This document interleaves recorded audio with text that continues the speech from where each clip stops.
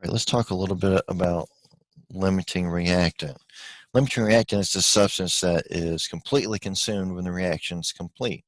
That is, I'm going to run out of one of the reactants, and since I don't have any of that left, the reaction will stop. I may have some amount left over, and the reactant I have some left over of is called the excess reactant.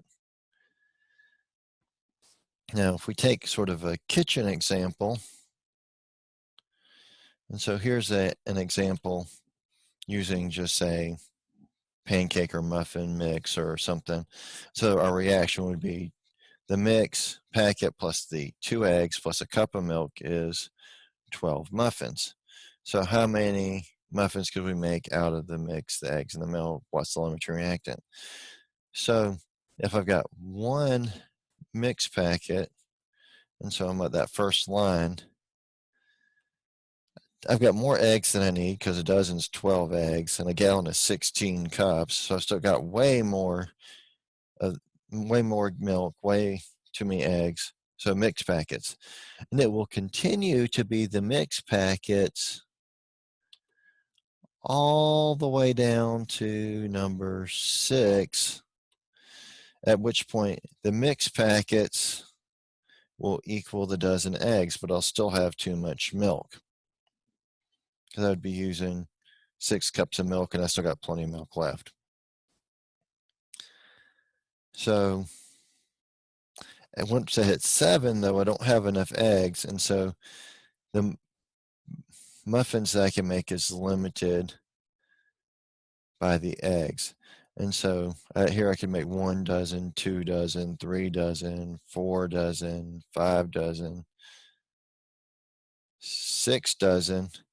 But now I don't have enough eggs to make any more, so I can still only make 6 dozen, except I'd use up all the eggs and have a mixed packet left. And so that's kind of a conceptual example using sort of a kitchen example. Here's an example that's a little bit more numerical. Let's say we've got a box that contains 87 bolts, 110 washers, 99 nuts. How many complete sets can we make consisting of 1 bolt, 2 washers, and 1 nut can you construct from the contents of the box? We could certainly conceptually think through this, but I'm also going to calculate this out so that you can see what we mean. So if I got 87 bolts, there's 1 bolt per set, so I can make 87 sets out of the bolts. But there's 110 washers, but I need 2 washers, so if I divide that by 2, I get 55 sets. 99 nuts, 1 nut per set, I can make 99 sets. So I would say the washers limits how many sets we could make. So I can make a total of 55 sets, where washers would be my limiting reactant. But how does that work out with the mathematics? All right, so let's look at this with a little bit more mathematics. And so if we got 87 bolts, our conversion here would be 1 bolt is 1 set. So just like we said, we could form 87 sets. 110 washers, we said there were 2 washers per 1 set. So I'd only get 55 sets. 99 nuts, 1 nut, 1 set. Going to be 99 sets. So using this more conceptual example, but working out the math, we can see what we'll get when we do this with a real reaction. The fewest amount of sets made is the amount of sets you can make. So that would be kind of like our theoretical yield.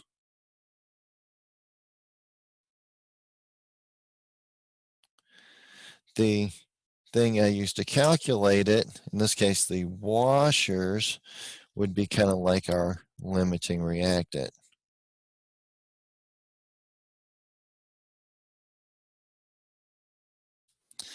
And so in this case I could form 55 total sets, that's my theoretical yield, 110 washers, that's going to be my limiting reactant. And the same principle works when you actually do it with a chemical reaction. All right, let's talk about theoretical yield and percent yield. Theoretical yield is the amount of product that would form if all my limiting reactant went to product and I didn't have any left over. Practically speaking, that may not happen because of experimental constraints. I'll lose a little bit. There's a little bit left dissolved in the solvent, so on and so forth. The actual yield was the amount that you actually went into the lab and made and were able to isolate. That will generally be less than the theoretical yield. If your actual is more than your theoretical yield, you may have pulled the numbers out of the problem wrong, or there's something wrong, there's an impurity, or the product's wet, or something like that. The percent yield indicates the percentage that you did make to how much you could have made. So percent yield is equal to actual yield divided by theoretical yield times 100%. And so if we look at this problem, a chemist reacts 12 grams of phosphorus with 35 grams of chlorine. What's the limiting reactant? We want to calculate the theoretical yield of PCl3.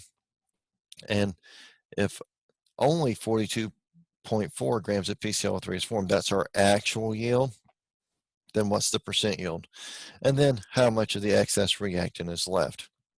We've got a reaction, 2 phosphorus plus 3 chlorines reacts to form 2 PCl3, and we'll use that to perform our calculations.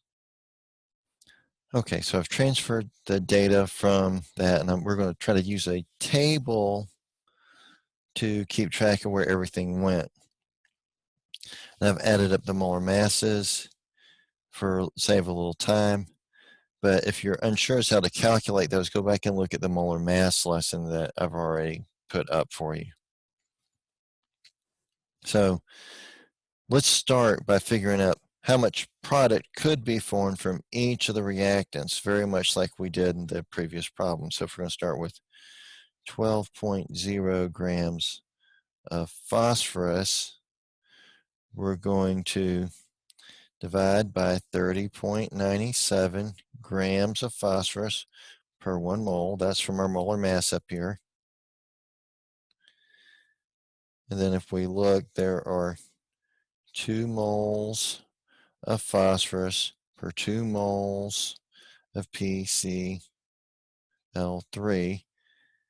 So grams cancel, moles of phosphorus cancel, and the 2's cancel. And then we're going to multiply through by the molar mass of the PCl3, which is 137.32 grams of PCl3 per 1 mole. Moles cancel, leave us with grams. And then if you run that through your calculator, you would predict that you would form 53.2 grams of PCl3, but we're not done yet. Let's do the same thing for the chlorine, 35.0 grams for chlorine, Cl2. We calculated this in a previous lesson, but we wrote it over again, 70.90 grams of Cl2 per 1 mole of Cl2. But now there are 3 moles of Cl2 per 2 moles of PCl3. Grams are going to cancel, moles are going to cancel, but the numbers don't cancel this time. Multiply at the end with the same molar mass. Moles again are going to cancel, and we only get 45.2 grams of PCl3. So out of those two, which is the actual amount of product? It's the smaller amount. So that would be your theoretical yield. So that's one of the answers you needed. You calculate it from the chlorine. So Cl2 is limiting. That's the limiting reactant. And so that's a lot of the information we need. So we know we form backup table 45.2 grams of PCl3. And so we know that's how much we're going to gain of PCl3, and we'll have formed at the end. Now, since we said chlorine is limiting, we know all of that chlorine got consumed. So how much chlorine do we have left? We used it all. And so we don't have any chlorine left at the end. So now all I've got to do is figure out how much phosphorus I'm going to have left. To do that, I need to calculate how much of it did I actually use. So going to our limiting reactant, 35.0 grams of chlorine, I can calculate how much phosphorus would I need. So 70.90 grams of chlorine, just like before, per 1 mole of chlorine. There's 3 moles of chlorine to 2 moles of phosphorus. But now I'm going to use the atomic weight of the phosphorus. So 1 mole of phosphorus is 30.97 grams of phosphorus. And we can see the grams cancel, moles of chlorine cancel, moles of phosphorus cancel, and then that gives us 10.2 grams of phosphorus needed to react with all of the limiting reactant. So if we subtract 10.2 grams from 12, we get 1.8 grams left over. So that is the last piece of information you need, is the amount of phosphorus left. We formed 45.2 grams. That is the theoretical yield. I don't have any chlorine left. I have 1.8 grams of phosphorus left. And then we just need to calculate the percent yield at the end now. So it's going to be 45.2 grams, which is my theoretical yield.